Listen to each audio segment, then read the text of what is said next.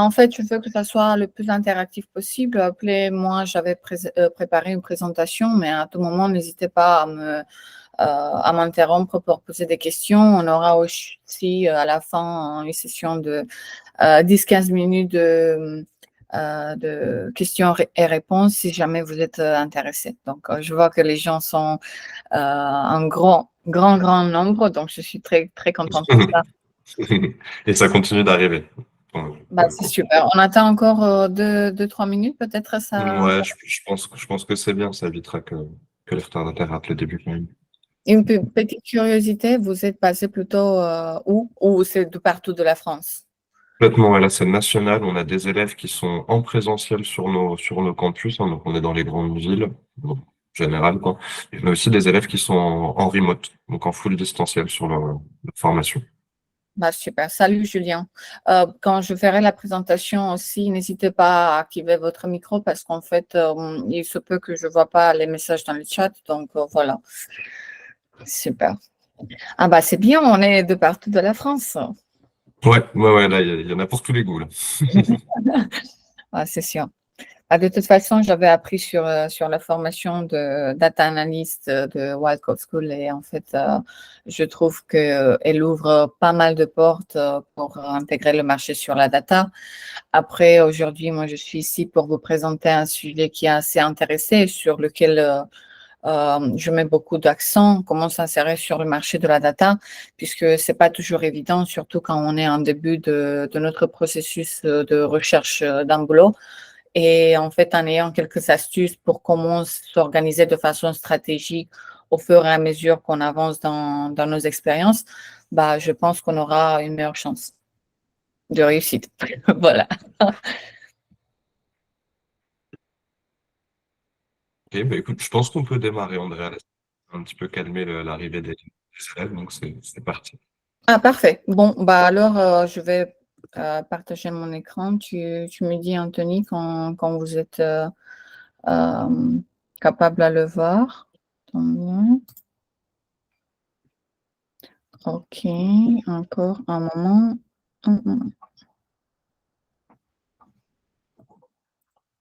Pour Elodie. Oui, voilà. Attends. C'est tout bon. C'est bon, on voit ton écran. Parfait. Super. Parfait. Salut à tous. Merci encore une fois, Anthony, pour organiser cet événement. C'est toujours un plaisir pour moi de participer et faire des interventions auprès de Wildcard School. Je pense qu'on fait ça depuis environ 4 ou 5 ans et c'est toujours très, très sympa de voir en fait les vagues des étudiants qui arrivent et qui partent et qui arrivent à s'intégrer sur le marché de travail grâce à ces cours et ces formations. Donc aujourd'hui, je suis là pour vous parler d'un sujet extrêmement intéressant pour moi-même au moins, et j'espère que pour vous aussi, comment s'insérer sur le marché de la data. En fait, je pense qu'avec une expérience et une bonne connaissance du marché, on aura une meilleure capacité et une capacité plus rapide en fait à s'insérer sur le marché de travail, puisqu'il y a des astuces qu'on peut implémenter dans notre vie professionnelle pour signaler nos capacités techniques, pour rentrer en contact avec les bonnes personnes, pour rester en veille technologique et pour montrer justement le fait qu'on est à l'auteur de ce que notre CV ou notre profil LinkedIn le présente. Et donc, en fait, moi, j'aime toujours commencer mes présentations un peu avec cette idée de prepare to grid data. Pourquoi grid data? En fait, parce que ça, c'est une entité que j'avais créée moi-même et qui donne du coaching personnalisé sur comment s'insérer sur le marché de travail dans la data, justement. Donc, en fait, se préparer à accueillir les connaissances de données, c'est quelque chose que j'aime bien parce que, au fur et à mesure que j'ai développé mon profil, j'ai réussi justement à démystifier plus ce domaine, même si mon background et mes expériences n'étaient pas vraiment dans la data, mais ça m'a pas empêché justement d'acquérir des connaissances techniques dans ce domaine-là.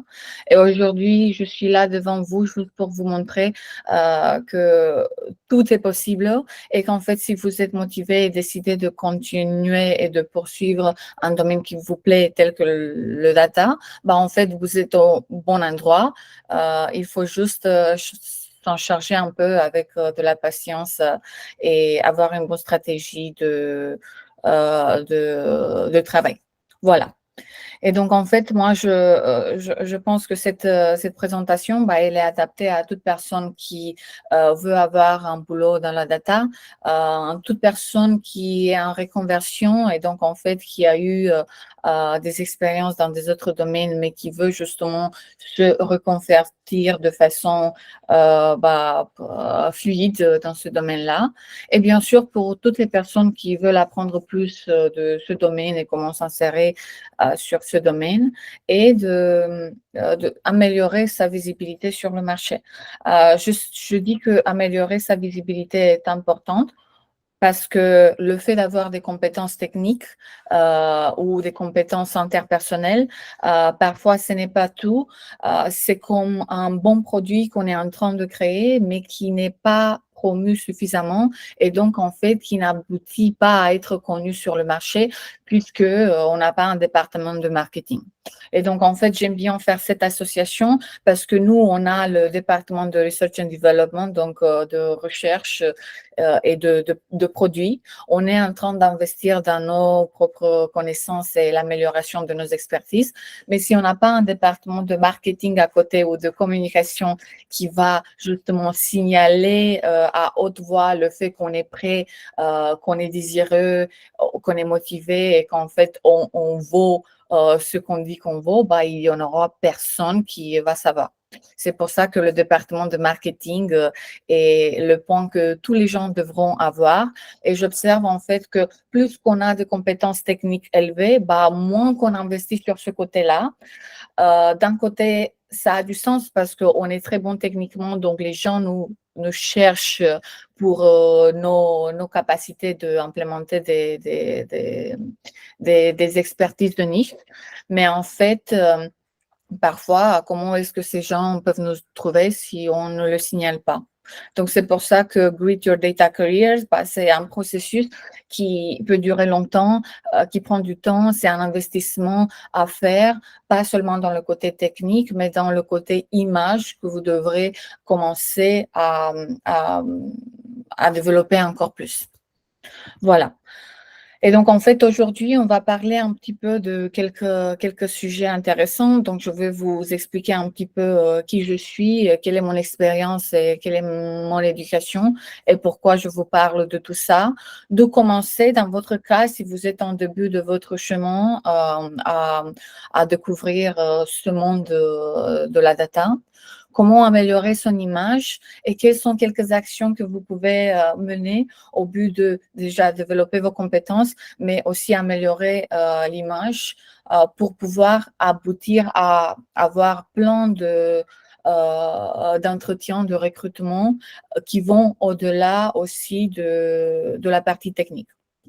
Donc voilà. Et ensuite, je vais vous donner quelques indications de quelles sont les étapes suivantes à poursuivre si jamais ça vous intéresse à aller plus loin et vous considérez que vous pourriez être un peu accompagné encore plus au-delà de ce que Wild Code School offre.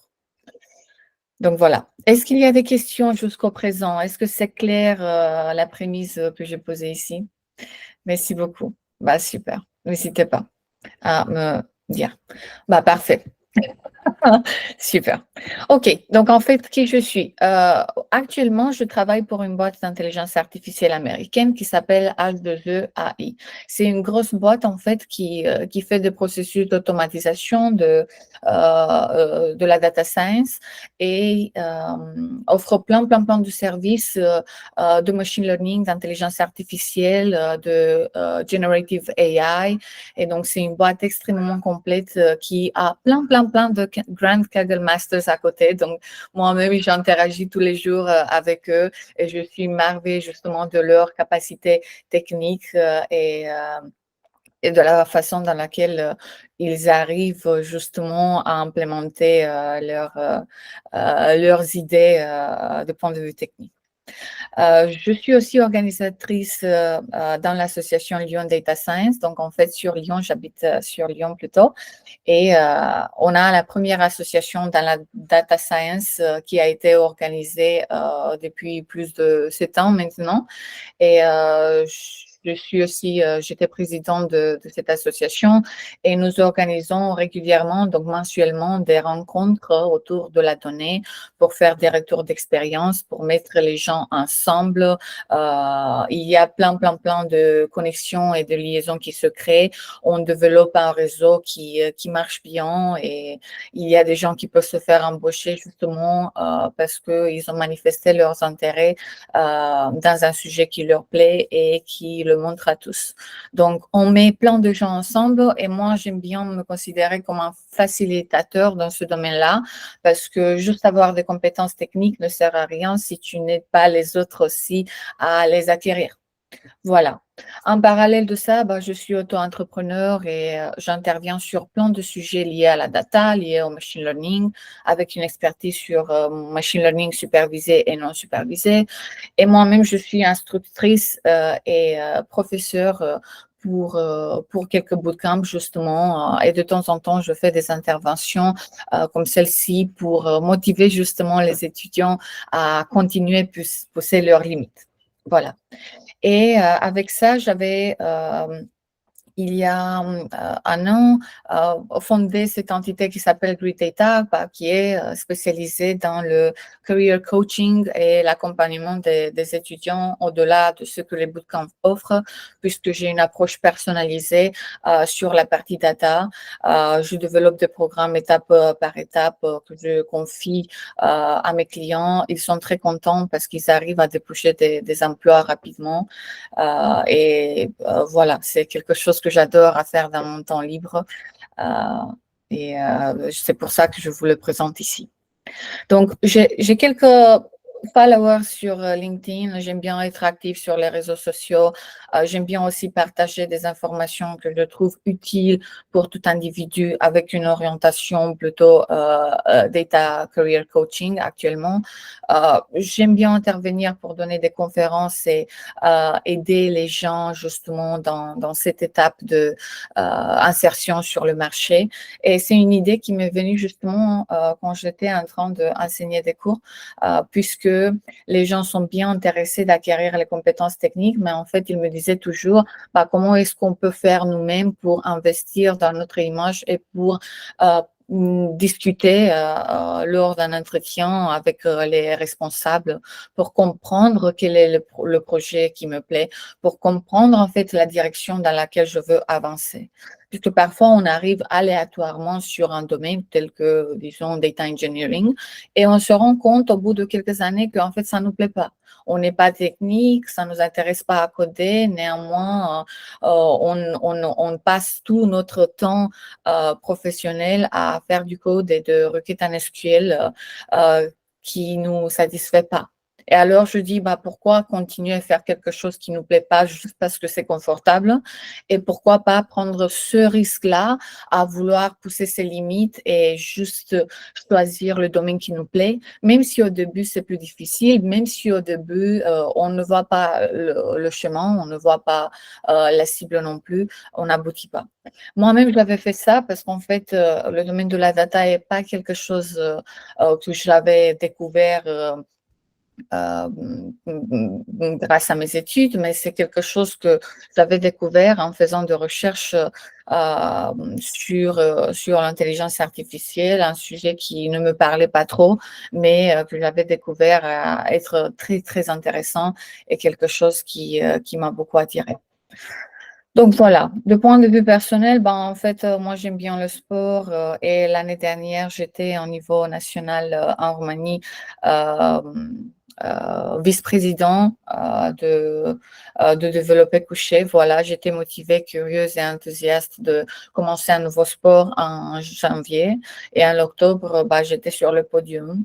Et ça montre le fait que si tu es motivé à faire quelque chose, tu peux le faire dans tous les domaines. Il faut juste avoir une direction et merci beaucoup Vincent, avoir une direction et être sérieux dans le suivi d'un planning qui, heureusement, dans mon cas, a été bien réalisé. Donc, pas passer du temps pour passer du temps au-dessus, n'importe quel skill vous développez. Merci beaucoup à ti. Mais c'est du passer du temps avec une responsabilité du fait qu'on a une cible, on veut l'atteindre et on fait tout et n'importe quoi, pas n'importe quoi, mais je dis, on fait tout le possible pour pouvoir l'atteindre. Donc voilà, ça vous drive, ça vous motive à continuer. Pourquoi je me retrouve 4 fois par semaine à la salle de fitness dans ces conditions si je ne suis pas motivée à faire quelque chose, si je ne suis pas motivée à voir des résultats, les résultats que je désire. Donc voilà, c'est pour ça que pour moi, l'idée de motivation est extrêmement importante parce que cette motivation est donnée par une cible bien précise qui peut être atteinte dans un mois, dans un an, dans 10 ans. Mais si vous faites rien dans cette direction, vous allez jamais l'atteindre. Voilà. Voilà, et j'aime bien communiquer et je m'adapte facilement. La capacité d'adaptation, elle est aussi venue du fait que j'avais été consultante pour quelques années auprès d'une ESN en France. Et donc, en fait, je dis à tous, vous devriez être adaptable à tout moment. C'est pas, je fais quelque chose depuis le début parce que on m'a dit que je le fais et je change pas de voie, même si je considère que autrement, ça pourrait être mieux. Mais en fait, j'arrive à la cible. Donc, en fait, la prémisse ici que j'utilise, c'est plutôt je ne fais pas mon mieux, je fais ce que c'est nécessaire pour atteindre le mieux. Voilà, donc c'est un mind shift que j'ai et qui peut aider les gens justement à dire, en fait, tout ce que je peux être parfois pas suffisant ou peut être limité par ce que je considère que je peux faire. Donc, si je sors de la box, en fait, et je considère, je fais ce que c'est nécessaire pour atteindre la cible, parfois, on peut être inventif, on peut être créateur, on peut innover, on peut avoir une vision qui est autre de celle qui a été présentée jusqu'à ce moment-là. Et le but ici est d'être autre de toute façon, puisque si on fait ce que 95% des gens font, en fait, on aura ce que 95% des gens ont. Et donc, mon désir ici est de vous encourager à faire autrement, être autrement, juste pour vous faire remarquer et pour signaler qu'en fait, votre profil est quelque chose que les gens n'ont pas vu avant et que c'est indispensable de vous avoir dans leurs équipes. Et c'est ça, en fait, ce que moi, j'encourage. Et bien sûr, ce désir de présenter des informations et d'animer des communautés, d'animer des interventions me plaît beaucoup. Et c'est grâce à ça, en fait, que j'ai développé des programmes dans cette direction-là, puisque je pense que ça nous manque parfois un peu de motivation, ça nous manque un petit peu de direction parfois. Avant, je n'étais pas pour prendre des cours ou me former par quelqu'un qui est spécialisé, mais maintenant, je pense que je peux plus facilement à atteindre ma cible s'il y a quelqu'un qui est passé par les choses que je veux passer, qui m'accompagne. Et donc ici, sur une plateforme qui s'appelle topmate.io, en fait, moi, j'ai mes programmes que je présente qui peuvent être liés justement au coaching, liés à la data en général, c'est-à-dire quelle est la direction que je veux prendre, quel est le rôle en data qui m'intéresse, quels sont mes skills actuels et quels sont les skills dont j'ai besoin pour atteindre ce rôle-là.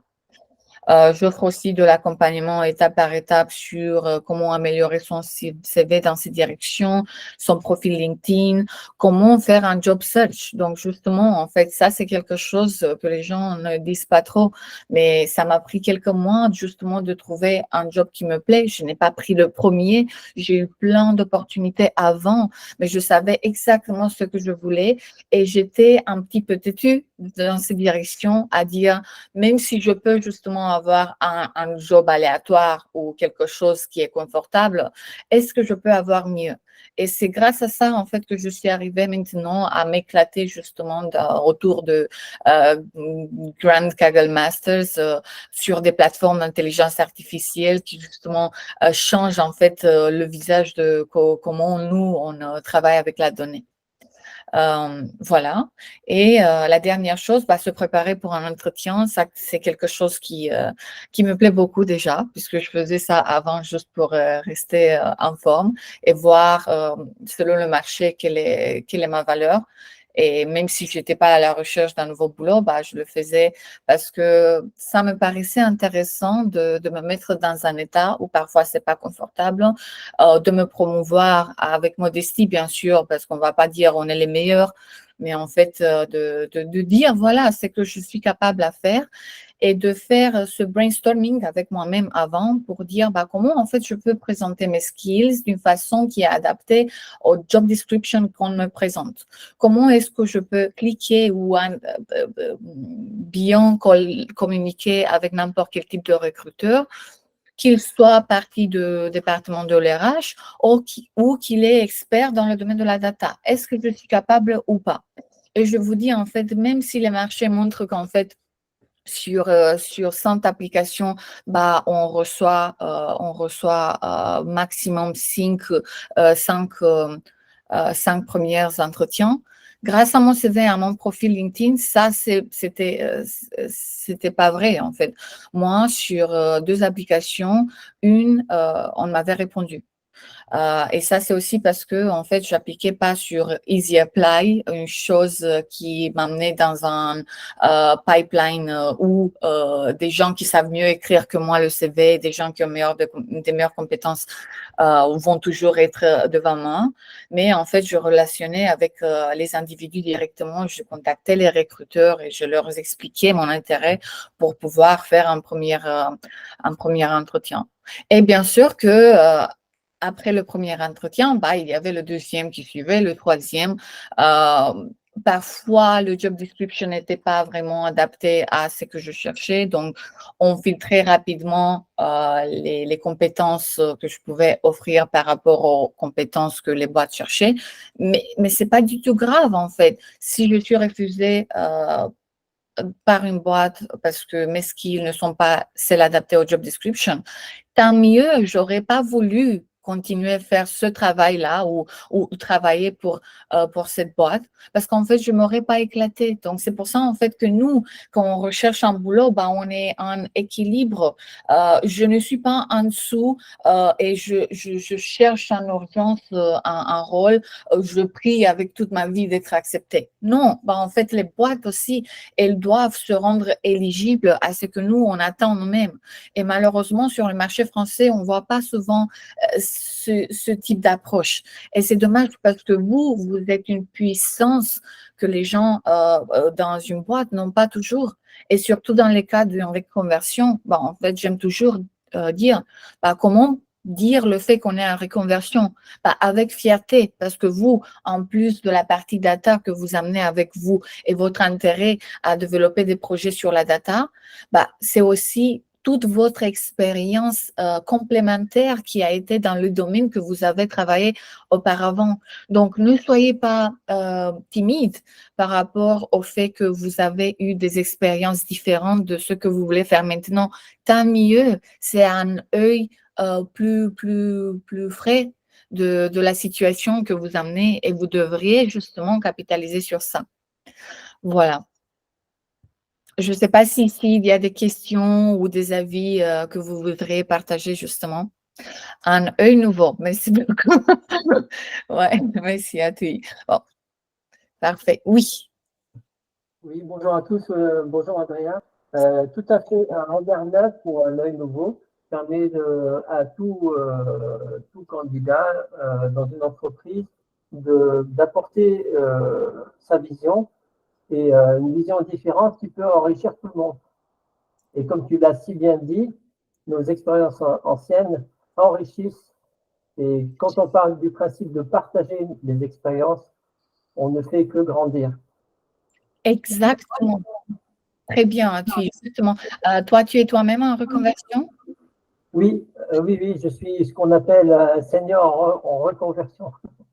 D'accord. Et juste pour curiosité et donner ton exemple comme mise en valeur de tes expériences, quel était ton précédent domaine d'expertise? J'étais dans la logistique. Dans les? La logistique. Ah, dans la logistique. Bah, très bien. Voilà, merci beaucoup, Atli, pour ça. Je donne juste un exemple. Je pense que tu le connais aussi. Si tu as été dans la logistique, bah, ça veut dire que tu as une très bonne capacité de organisation. Tu as une très bonne capacité de suivi. Après, ça dépend de quelle logistique on parle. Mais en fait, ça, ce sont des capacités que toi-même, tu peux mettre en avant pour des projets différents auxquels tu pourrais participer en tant que data analyst, par exemple, n'est-ce pas? Oui, tout à fait. Moi, j'ai fait durant mon dernier poste, j'ai pu valider un green belt en amélioration continue. Bah, félicitations. Bah, c'est super. Justement, ça, c'est un exemple énorme qu'on peut avoir. Bah, le fait que vous avez, par exemple, eu des expériences diverses, bah, en fait, ça va vous donner des skills que les gens qui viennent juste d'intégrer le domaine de la data, peut-être n'auront pas, ou que les gens qui sont experts dans le domaine de la data n'auront pas. Et comme tu avais dit, justement, un nouveau œil sur des projets qui ont parfois la tendance à se passer comme auparavant, parce que Oui, c'est ce qu'on a besoin pour faire un spark d'avancement de façon innovatrice, n'est-ce pas? exactement, oui. Oui. Provoquer les choses et changer les choses dans le bon sens, en fait. Exact. Est-ce que toi-même, tu capitalises dessus? Est-ce que lors des entretiens, Oui, OK. oui, tout à fait. Je capitalise dessus.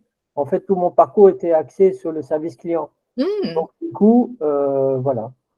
La data, pour moi, c'est service client aussi.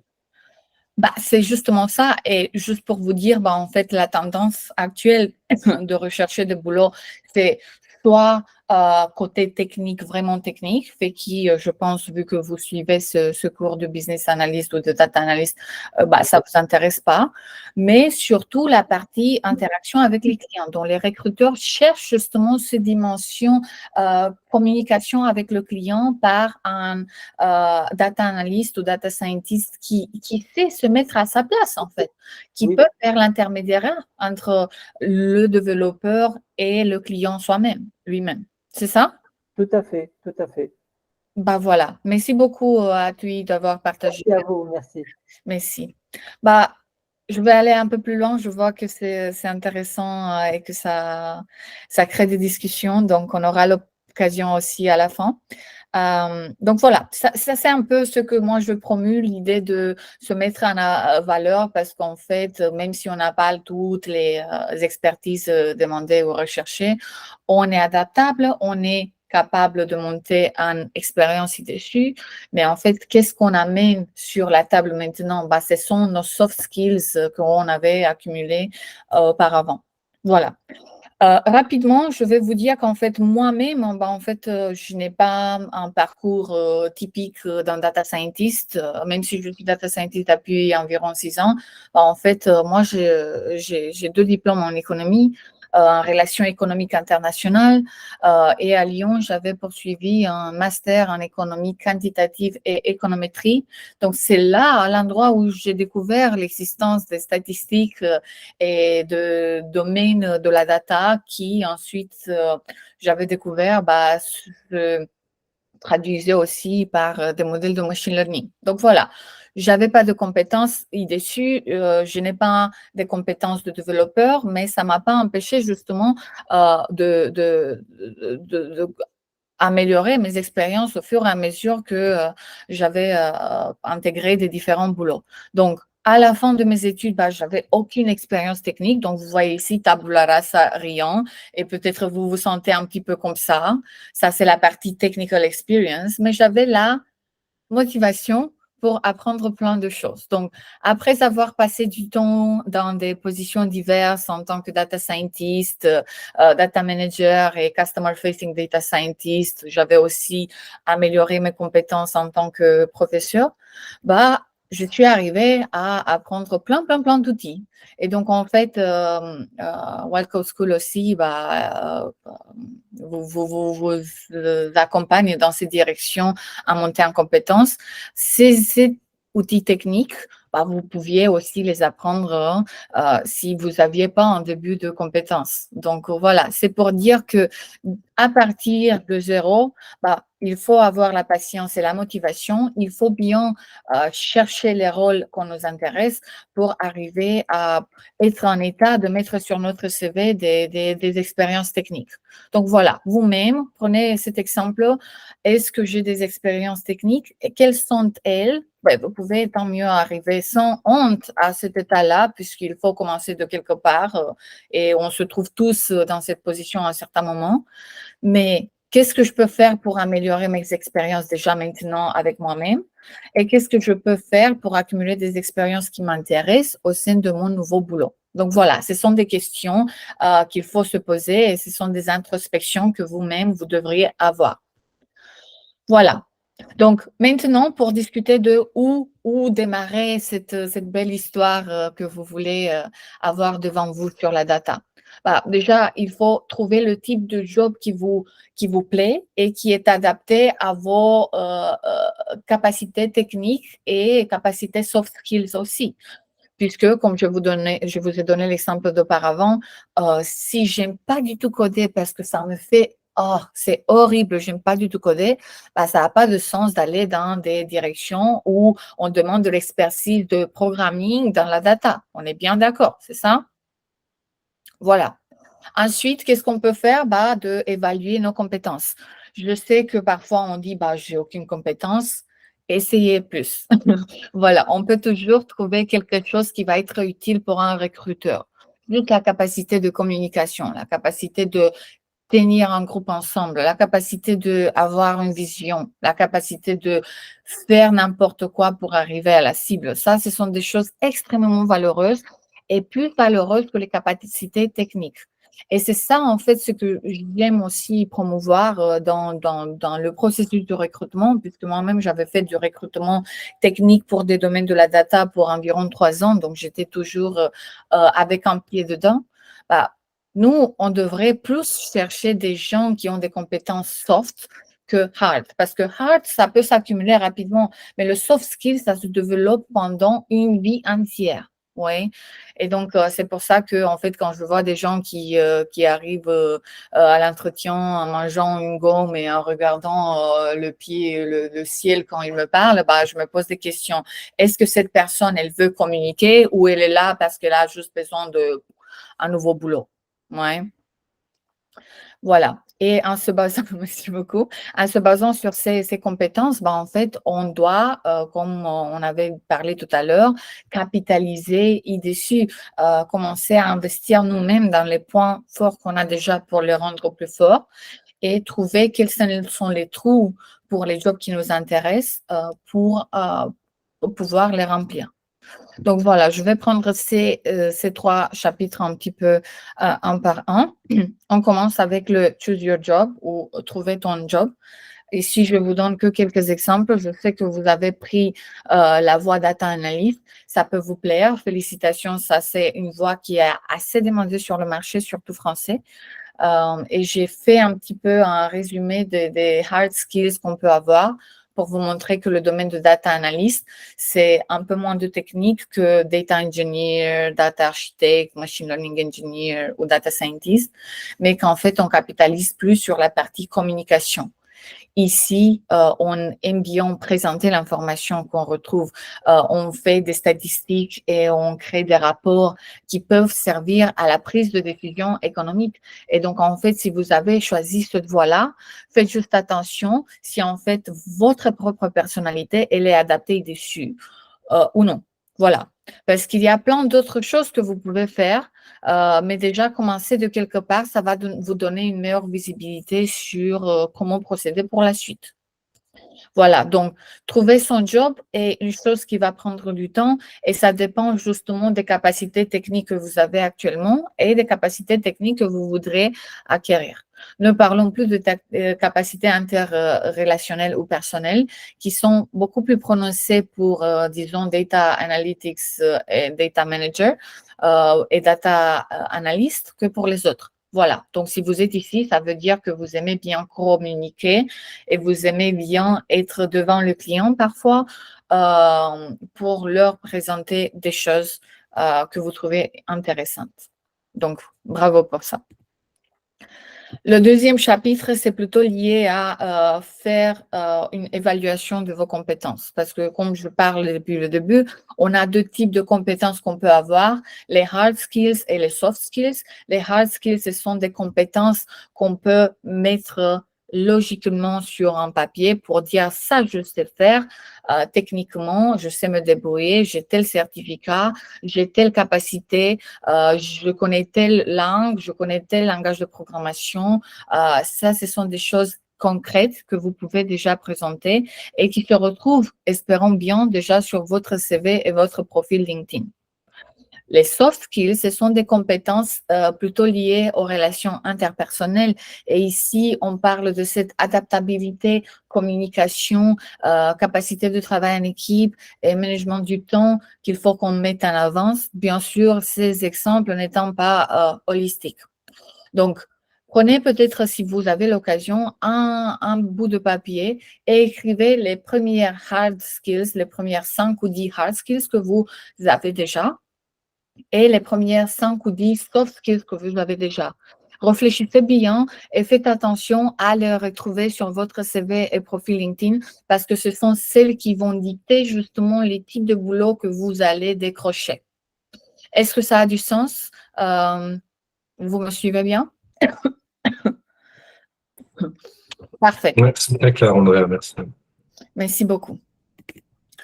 Continuons avec améliorer et enrichir justement votre portefeuille. Donc, en fait, ici, j'ai mis quelques photos pour illustrer le fait qu'on n'a pas appris quelque chose et on a fini avec ça si on veut continuer de travailler dessus.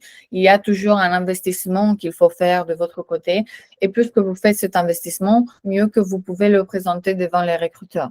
Donc, ici, restez à veille technologique et renseignez-vous sur les choses qui sont d'actualité. Donc, voilà, depuis quelques années, ChatGPT est d'actualité, est une raison de créer des discussions, peut-être avec le recruteur aussi. Ce sont des choses qui vont montrer votre intérêt du domaine data qui vous intéresse. C'est juste un exemple, le ChatGPT.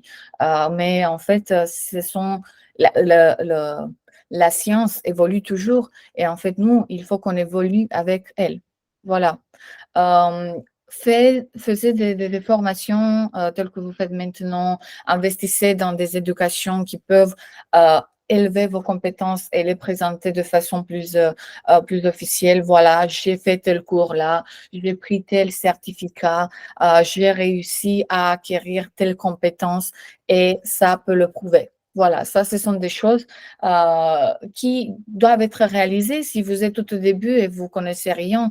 Et déjà, le fait que vous le faites, bah, ça montre en fait que vous êtes sur la bonne direction. Et ces deux images ici sont liées plutôt à investir dans un portefeuille. Vous êtes data analyst, peut-être maintenant vous voulez, vous faites du reporting, vous faites du reporting avec Power BI ou Tableau, je ne sais pas quel est l'outil de visualisation que vous utilisez. Bah, j'aimerais que tout le monde ait au moins un projet à l'actif qu'ils peuvent présenter devant les recruteurs. Et comment j'ai décroché mon deuxième boulot mieux payé que le premier? Bah, justement avec cette technique.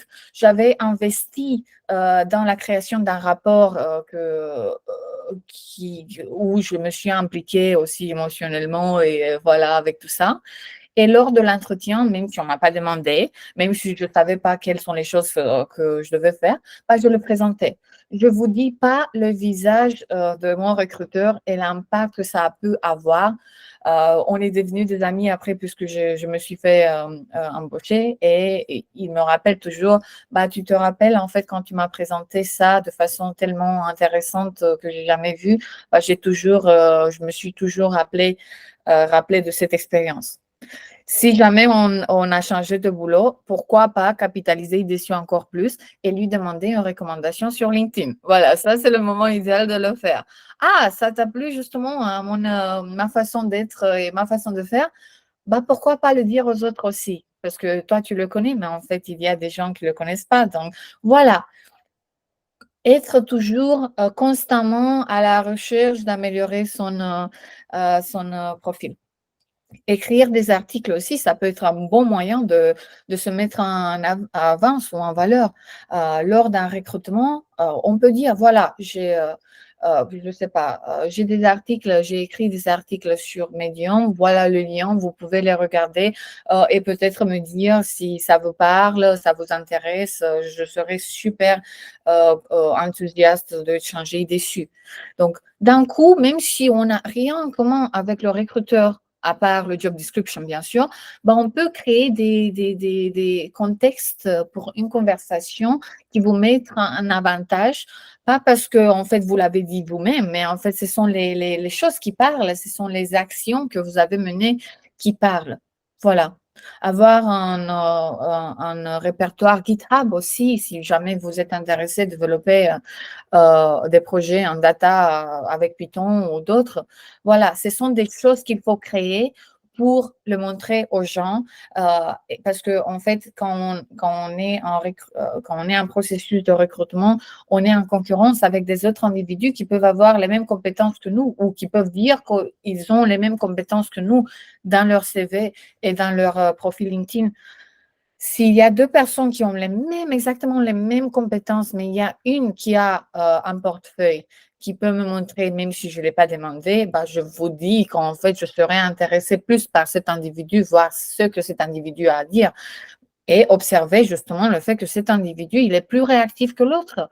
Il a force de proposition et moi, je veux dans mes équipes des personnes avec une force de proposition. Est-ce que c'est bon ce côté-là? Vous l'avez compris un petit peu? Super. OK. Donc, toujours dans la réactivité, dans l'intérêt à créer des contextes qui vous mettent en avantage. Voilà. Et ici, on arrive à la partie là où je disais au début, bah, les gens, il y a des gens qui sont bien de point de vue compétences, mais la façon de se promouvoir est celle qui peut les aider encore plus. Donc, dans la plupart des cas et de ce que j'ai observé par mes clients et par tous les étudiants avec lesquels j'ai interagi, ce ne sont pas les compétences qui manquent, c'est pas la capacité de travail, c'est pas la capacité de compréhension de la situation qui manque, mais la capacité de promouvoir ses compétences de façon stratégique. Et je vous donne un exemple. J'ai vu un étudiant qui était exceptionnel. Donc, en fait, je pense qu'à la fin de mon cours, il est devenu mieux que moi à coder les choses que j'avais présentées. Et donc, cette personne, elle était très bonne de point de vue technique. Et je la demande justement, en fait, est-ce que tu peux me te présenter dans une minute pour me dire quels sont tes points forts? Elle n'a pas pu me dire 2 mots. Elle est restée bloquée et elle a commencé, ses yeux partaient dans tous les sens. Je voyais qu'elle faisait un effort de trouver qu'est-ce qu'elle peut dire pour se mettre en valeur sans perdre la modestie. Et ça, c'est un exercice qu'il faut faire justement. Donc, elle n'avait pas fait cet exercice-là. Et même si moi, en tant que prof, je voyais qu'en fait, elle m'a surpassée, bah, il n'a pas su se mettre en avance. Et donc, dans ces conditions-là, même s'il était meilleur de point de vue technique et on avait toutes les deux participé à un même entretien avec le même recruteur, j'aurais pu peut-être décrocher le boulot avant elle parce qu'en fait, j'aurais su présenter mes compétences techniques mieux. C'est dommage, ça ne devrait pas arriver dans un monde idéal, bien sûr, mais avec cette ère numérique qui inonde le marché d'information, parfois on a du mal à trouver la bonne information ou se mettre en avance. C'est pour ça que je dis le côté marketing, branding dans votre cas, branding personnel dans votre cas, il est aussi très important. Voilà.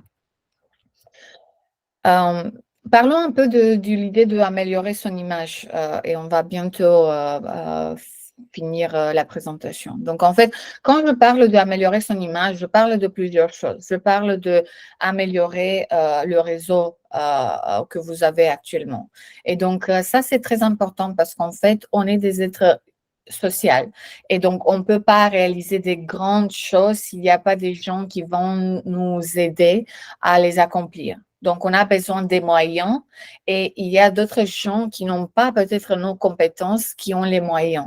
Et donc, en fait, si on arrive à les persuader qu'on a besoin de leurs moyens et que ça va investir dans nous-mêmes, à utiliser leurs moyens pour qu'on puisse tous aller dans le même sens de la réussite, bah, c'est idéal. C'est pour ça, en fait, qu'avec mon association, on a cette idée de développer le réseau parce qu'il y a des gens qui peuvent nous donner les moyens à réussir plus rapidement. On peut nous-mêmes aussi, si on se frappe avec la tête des murs pendant des années, finalement, on va trouver la bonne solution. Mais en fait, plus rapidement qu'on le trouve, mieux c'est. Donc, ce que je vous donne comme conseil ici, c'est faites des erreurs le plus rapidement possible pour savoir les éviter, pour réussir le plus rapidement possible. Donc voilà, n'ayez pas peur. Ah, je serai pénible à cet entretien si j'y vais. Bah, essayez quand même. On ne sait jamais si le recruteur est là l'œil à voir au-delà de ce que vous dites, parce que parfois ça m'arrive, en fait, moi, je peux me rendre compte si une personne, elle est bien techniquement, même si elle ne me le dit pas, puisqu'il y a des questions que je peux poser pour lui déclencher le côté créatif ou voilà, innovateur. Voilà, donc le réseau, il est extrêmement important et donc si vous pouvez déjà commencer à contacter sur LinkedIn et à devenir des amis avec des personnes qui travaillent dans votre domaine où vous voulez travailler, c'est déjà une très bonne étape. Donc, est-ce que je veux devenir data analyst? Combien de personnes qui sont data analyst dans mon réseau, j'en ai? Et je vous dis que dans la majorité des cas, vous n'avez pas beaucoup. Donc voilà, c'est le moment d'agir, rentrer en contact avec ces personnes-là et ensuite peut-être demander-les des astuces. Parfois, elles vont vous répondre, parfois non, mais au moins vous avez essayé. Voilà. Donc le but est d'essayer et de ne pas plus tard avoir le regret que je n'ai pas fait d'effort dans ces directions. OK? Et bien sûr, signalez-le aussi. Bah, je suis un data analyst. Voilà, je poste sur la data analyst. Ça m'intéresse. Ce sont des sujets que je connais mieux que 80% des gens. Et donc, en fait, même si ceux qui sont mieux que moi ne seront pas intéressés de ce que je présente, ils sauront le fait que je suis intéressée de ce domaine-là, fait qu'il va me mettre dans une bonne position.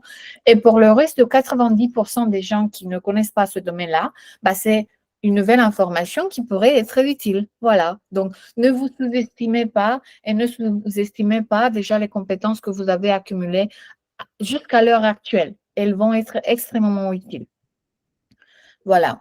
Investir dans avoir un profil LinkedIn qui crie « Je suis data analyst, je suis intéressée par ça, dans mon temps libre, ça m'intéresse aussi, je participe à des conférences sur ce domaine-là, je prends des certificats dans ce domaine-là, je fais des formations dans ce domaine-là. Mon réseau, il est plein de data analyst. » Voilà, c'est juste pour un exemple, le dire. Parce qu'en tant que recruteur, si je cherche un data analyst, je vois que cette personne-là, elle est promoteur de domaine, elle crée du contenu, elle est réactive et proactive par rapport à ce que se passe. Elle promue tout ce qu'elle fait pour une communauté. Elle a une bonne image sur ce domaine-là, bah voilà, je serais plus intéressée. Donc, ça m'est arrivé aussi que j'ai des recruteurs qui m'ont dit « Waouh, c'est incroyable, tu as plus de 6000 followers sur LinkedIn, moi j'en ai que quelques centaines, comment t'es arrivé ?» Voilà, un autre sujet de discussion, n'est-ce pas? Donc voilà, on se met dans une position déjà où on est dans un avantage. Si le recruteur, il a les yeux de le voir, bah, il va le voir. Voilà.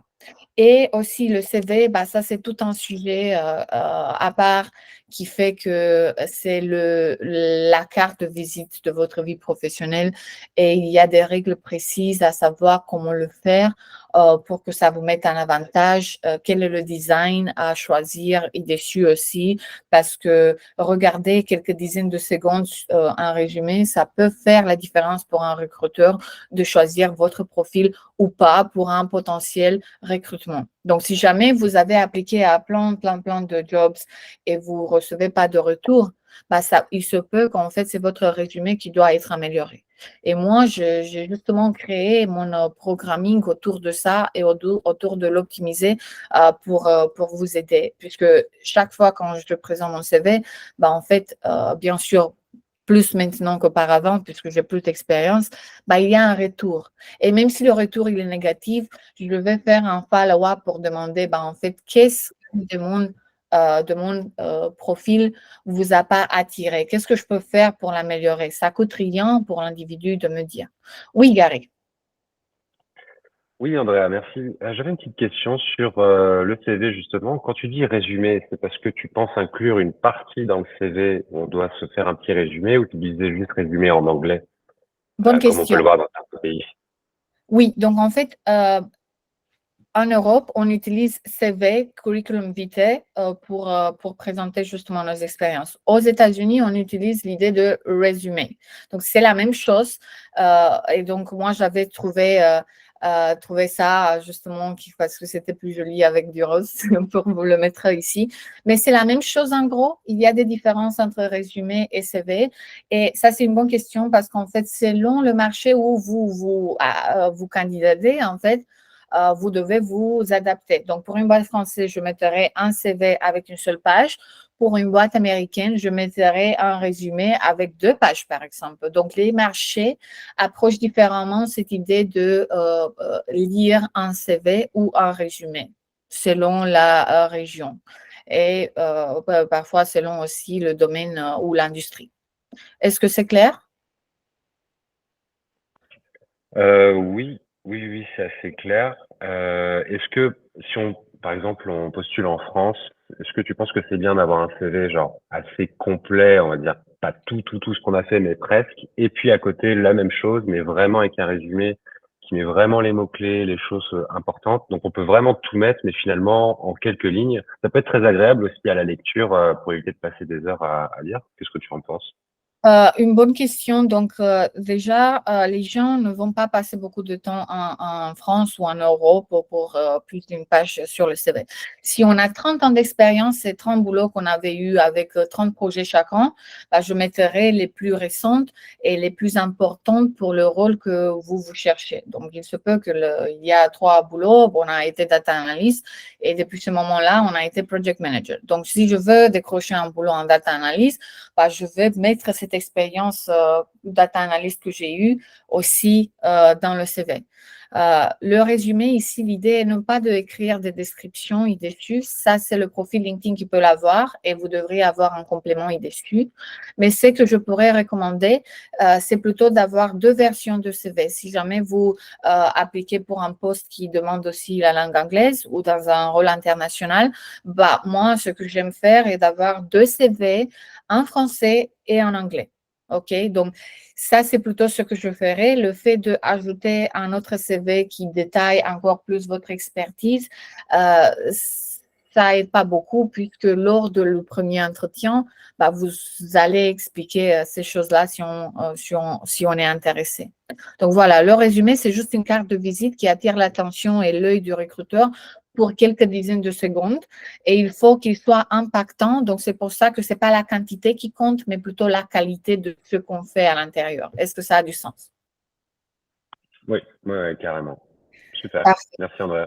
Super. Donc, plein d'astuces dessus. Je peux vous partager encore plus. Malheureusement, on arrive à la fin. Mais c'est pour dire encore une fois que ça, c'est vous, l'acteur principal, à agir dans une direction, à vous présenter et mettre en place une stratégie de promotion de soi-même sur le domaine. Et c'est pour ça que je vous présente les moyens, le CV, le profil LinkedIn et avoir un réseau. Ce sont déjà les premières 3 choses qu'il faut faire pour s'assurer que si jamais vous êtes à la recherche d'un nouveau boulot, en fait, vous n'allez pas construire plus dessus. Donc, il faut toujours les mettre à jour. Et ce que j'ai vu plein de gens faisant est que j'investis dans mon image juste quand je suis à la recherche d'un boulot. Et ensuite, j'oublie complètement. Non, en fait, ça, c'est un petit boulot à part qu'il faut faire. Donc, à votre place, je mettrai 1 heure par semaine déjà à réfléchir et à travailler sur ces choses-là, même si vous n'êtes pas dans la recherche d'un boulot. Est-ce que ça a du sens pour tous? Voilà, très bien. Je continue encore de slide ici, Anthony, avant d'arrêter. Ouais, pas de problème, Andrea, t'inquiète pas. Il y a le temps, les élèves qui ont des impératifs qui pourront quitter le Meet si nécessaire, mais prends le temps dont tu as besoin. Super. Donc ici, c'est la dernière chose que je veux vous montrer au-delà d'améliorer votre image. C'est plutôt prendre des actions dans la direction de décrocher un boulot. Donc, comment ça serait sur le marché data? Ça commence avec ces actions d'amélioration d'image et avec ces actions d'amélioration de vos capacités soft et hard. Mais ça ne s'arrête pas là, puisqu'en fait, le boulot, il a été qu'à moitié fait. Si vous n'avez pas déjà commencé à avoir une stratégie de recherche de boulot, à une stratégie d'appliquer à ces boulots-là pour devenir un candidat qui est digne d'être pris en considération, et les entretiens qui suivent. Donc voilà, le job search, d'habitude, moi, j'utilise LinkedIn et c'est le meilleur moyen pour se faire remarquer parce que déjà, on a un profil et c'est le meilleur moyen aussi pour remarquer des autres gens qui sont à la recherche d'un boulot. Donc voilà, ce que j'aime d'habitude à faire. S'il y a un job qui m'intéresse, je vois la personne qui avait postulé le job. D'habitude, ce sont les recruteurs. Et j'avais essayé aussi avec Easy Apply, mais apparemment, il n'y a pas beaucoup de lecture dessus, puisque si pour un job, il y a des centaines et des dizaines de centaines de personnes qui appliquent, la probabilité que notre profil déjà soit vu, elle est très, très petite. Et la probabilité que notre profil soit pris en considération, puisqu'on a utilisé les bons mots-clés, elle est encore plus petite. Donc voilà, en début de votre recherche, ne vous appuyez pas sur Easy Apply ou des choses d'application automatisées, puisque parfois, il y a des algorithmes qui peuvent vous être dans votre détriment, peuvent vous désavantager. Et ensuite, s'il y a un job qui m'intéresse, je commence à chercher ce job-là et toutes les dérivées de noms de fonctions dans ce job-là. Je fais des filtres. J'aime bien les filtres de LinkedIn qui cherchent par région, etc. Et ça m'aide à me donner une liste de tous les jobs qui m'intéressent et je commence déjà à appliquer dessus en contactant le recruteur directement et en essayant de contacter aussi, s'il y a une boîte qui m'intéresse, contacter d'autres employés de cette boîte-là en leur expliquant le fait que je suis à la recherche d'un boulot dans leur entreprise. Voilà. Et bien sûr que ces 2 points, s'ils sont bien réalisés, en fait, ça génère beaucoup d'entretiens. Et donc, je vous dis, j'avais des journées quand je cherchais un boulot avant d'intégrer ce job-là, pendant des heures dans la journée, puisque à chercher un boulot qui te plaît, en fait, c'est un travail, c'est un boulot en soi-même. Et donc, ça peut prendre des heures. J'avais plein d'entretiens dans la journée, j'avais environ 15 par semaine. Donc, plein de temps à attribuer pour comprendre le job, se rappeler de l'historique, du contexte, adapter son CV, adapter ses skills en les promouvant comme il faut aux entretiens. Et ça a réussi, j'ai reçu plein d'opportunités, donc je l'ai eu l'avantage de choisir celle qui m'a plu. Je n'ai pas choisi dans l'urgence la seule qui m'a été offerte.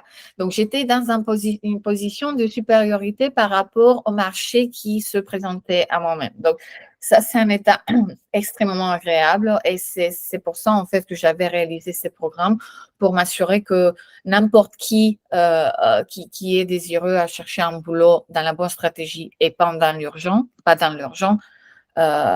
réussisse et qu'il a la satisfaction de cette chose, c'est cette multitude d'offres qu'on peut avoir.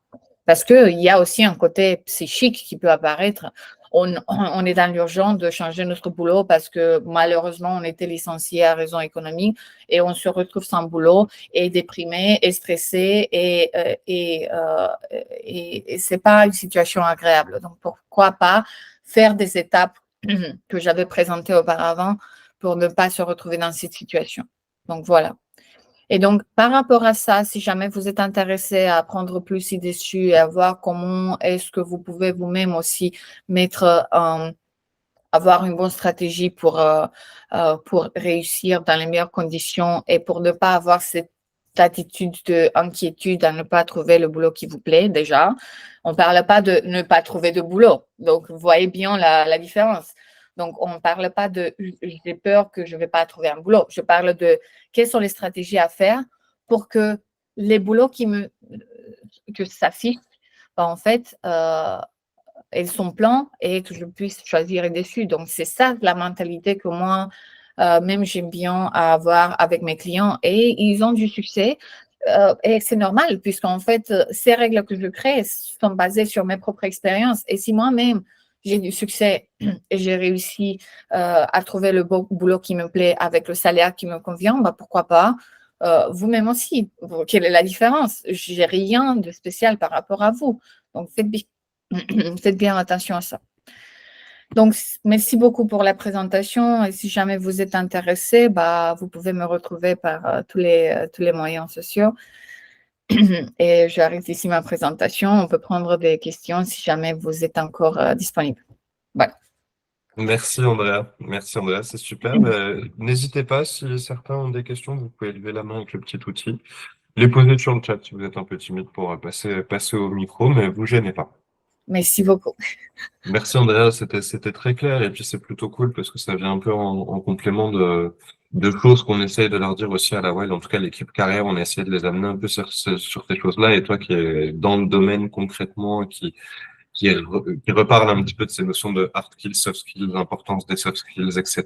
Le fait de, si on peut pas passer par la porte, essayer de toquer à la fenêtre pour rencontrer une entreprise, d'aller fouiller un petit peu sur LinkedIn, c'est vraiment top.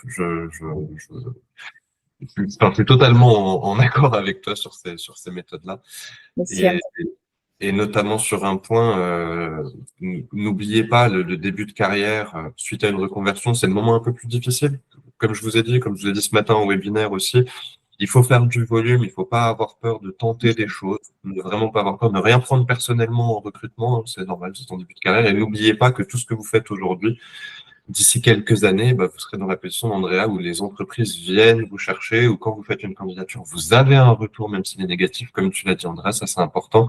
Donc là, pour l'instant, sur les quelques semaines, quelques mois qui vont venir pour votre première recherche de job, pas de réponse, c'est pas grave. Réponse négative, on demande pourquoi, comme a dit Andrea, et ça permet d'avancer sur votre profil.